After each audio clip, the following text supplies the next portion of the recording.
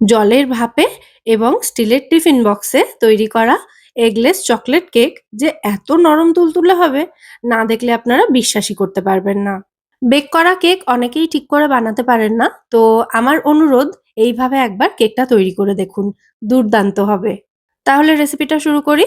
প্রথমেই কেকের ব্যাটারটা বানানোর জন্য আমি এখানে নিয়েছি টক দই। মেজারিং কাপের 1/4 কাপ টক দই রয়েছে। আপনারা যেকোনো একটা ছোট বাটিতে মেপে হাফ বাটি মতো টক দই নিতে পারেন। এরপর 1/3 কাপ পরিমাণে নিয়েছি জ্যাগারি পাউডার। এর পরিবর্তে মেজারিং কাপের হাফ কাপ গুঁড়ো চিনি নিতে পারেন। নিয়েছি এখানে 1 টেবিল চামচ রুম টেম্পারেচারে রাখা মাখন, আর 1 টেবিল চামচ মতোই নিয়েছি এখানে সাদা তেল। সাথে সামান্য একটু ভ্যানিলা এসেন্স দিয়েছি। তারপর এই সমস্ত উপকরণ প্রথমে ভালো করে মিশিয়ে নিচ্ছি। একটা কাঁটা চামচ বা তারের হুইস্কারের সাহায্যে মেশাবেন, তাহলে সমস্ত কিছু খুব ভালো করে মিশে যাবে। এরপর বাটিটার উপরে একটা ছাঁকনি রেখে তার মধ্যে আমি 1/3 কাপ করে মেপে 2 কাপ নিয়েছি এখানে আটা। হাফ টিস্পুনের একটু বেশি নিয়েছি বেকিং পাউডার, আর 1/4 টিস্পুন নিয়েছি বেকিং সোডা। তার সাথে নিয়ে নিচ্ছি 3 টিস্পুন মতো কোকো পাউডার। একটু নাড়াচাড়া করে মিশিয়ে নিয়ে তারপর এর মধ্যে দিয়ে দেব 2 টিস্পুন মতো মিল্ক পাউডার বা গুঁড়ো দুধ, আর তার সাথে 1 টিস্পুন দেব কর্নফ্লাওয়ার। কোন উপকরণ কতটা দিয়েছি সেটা নিয়ে কনফিউজড হবেন না। আমি সবটা ডিটেইলে লিখে দেব ডেসক্রিপশন বক্স আর কমেন্ট সেকশনে।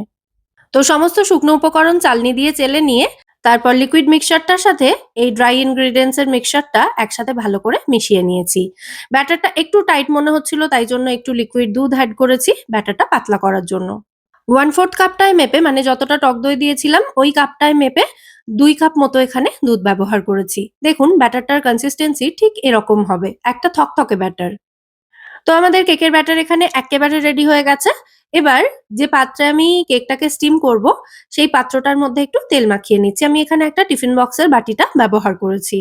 তো তেল মাখানোর পর এর মধ্যে আমি এই ব্যাটারটা ঢেলে দিলাম, দিয়ে একটু ট্যাপ করে নিচ্ছি যাতে বাটির মধ্যে ব্যাটারটা সেট হয়ে যায়। আর বাকি যেটুকু ব্যাটার রয়েছে সেটা দিয়ে কাপকেক বানাবো। তো ব্যাটারটা ঢালার পর টিফিন বক্সের বাটিটাকে আমি একটা অ্যালুমিনিয়াম ফয়েল দিয়ে ঢাকা দিয়ে দিচ্ছি, যাতে স্টিম করার সময় এর মধ্যে জল না পড়ে। আজকে এই কেকটা আমি স্টিম করব একটা মাল্টিকুক কেটেল ব্যবহার করে। এতদিন আমার কিচেনে মোটামুটি সবকিছুই ছিল, শুধু একটা ইলেকট্রিক কেটেল ছাড়া। তো প্রচুর খুঁজে গবেষণা করে আমি ফাইনালি আনিয়েছি 11 রিজেন্সির মাল্টিকুক এই কেটেলটা। নরমালি ইলেকট্রিক কেটেল জাগের মতো হয়, তাতে খুব বেশি কিছু বানানো যায় না। তবে এই কেটেলের মুখটা দেখুন এতটা চওড়া যে এতে আপনি প্রচুর কিছু রান্না করতে পারবেন।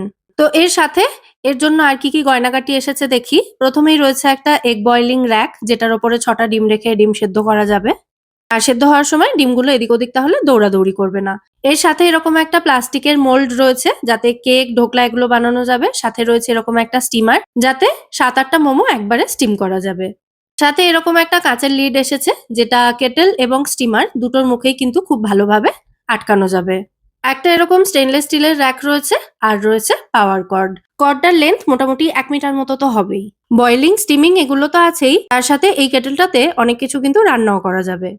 শুধুমাত্র ডিপ ফ্রাই, শ্যালো ফ্রাই এগুলো একটু এভয়েড করলেই হবে। সকালের চা থেকে শুরু করে রাত্রের স্যুপ তৈরি পর্যন্ত সবকিছুই করা যাবে এতে। আর কেটেলটার মধ্যে হিট কন্ট্রোল করার জন্য এরকম একটা নবও দেওয়া হয়েছে।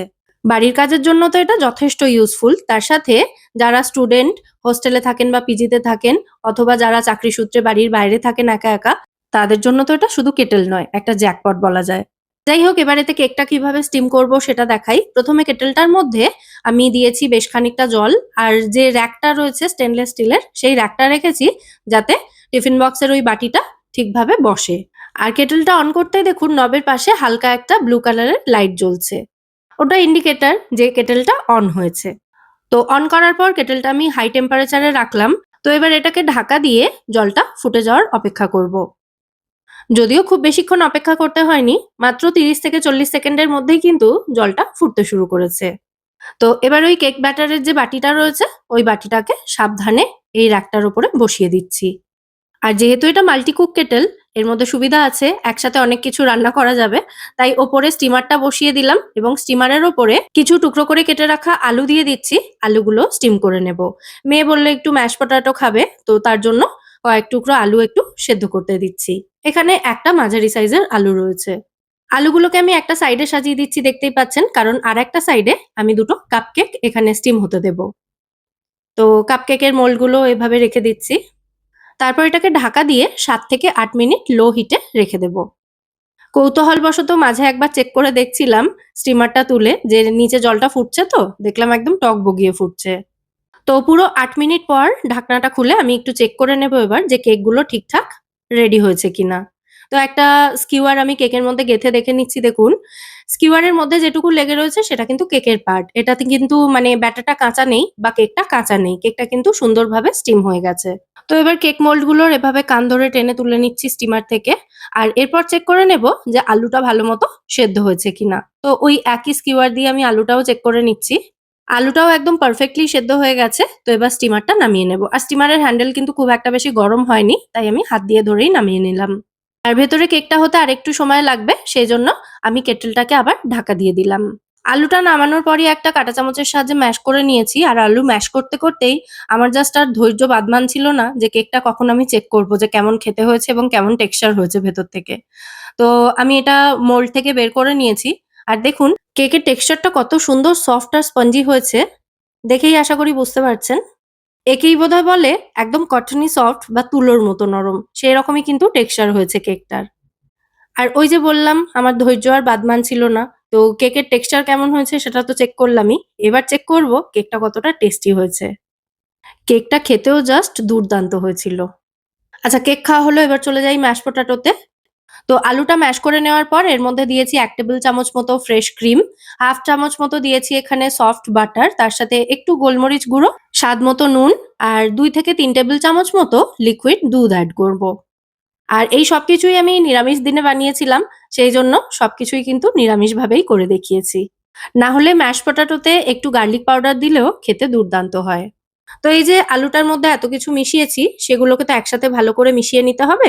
তো আমি কেটেলটার ওপরে আবারও স্টিমারটা রেখে তার উপরে এই প্লেটটা বসিয়ে দিলাম।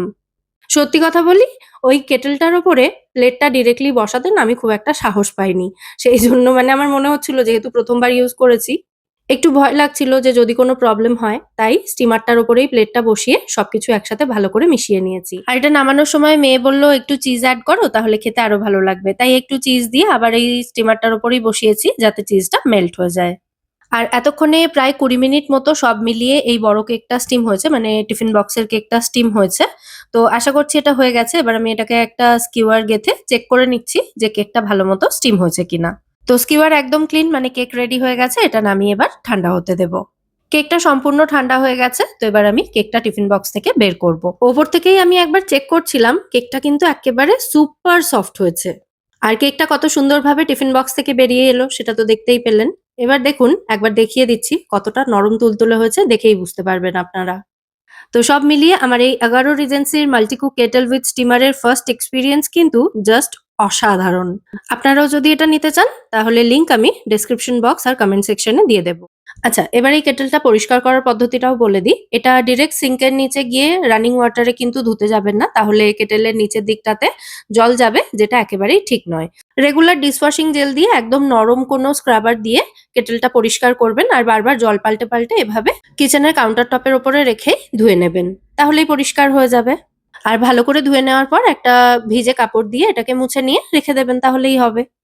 আর এই যে আমি একটু আগে বলছিলাম না যে কেটেলের এই নিচের পোরশনটায় স্পেশালি এই যে গোল অংশটা এখানে যেন জল না যায়, তাই জন্য রানিং ওয়াটারের নিচে রেখে এটা ধোবেন না। যাই হোক, আজকে জলের ভাপে স্টিলের টিফিন বক্সে বানানো এগলেস চকলেট কেকের রেসিপিটা আপনাদের কেমন লাগলো সেটা কিন্তু অবশ্যই আমায় কমেন্টে জানাবেন। ভালো লেগে থাকলে ভিডিওটাকে বরাবরের মতো একটা লাইক এবং শেয়ার করে দেওয়ার অনুরোধ রইল। সাথে আমার চ্যানেল মেঘার সাথে বাঙালিয়ানাকে সাবস্ক্রাইব করে নেবেন এরকমই নিত্য নতুন রেসিপি পাওয়ার জন্য। আজ তাহলে এ পর্যন্তই। আবার দেখা হবে পরের পর্বে নতুন কোনো রেসিপির সাথে। সবাই সুস্থ থাকবেন, ভালো থাকবেন এবং সব্বাইকে খুব ভালো রাখবেন। নমস্কার।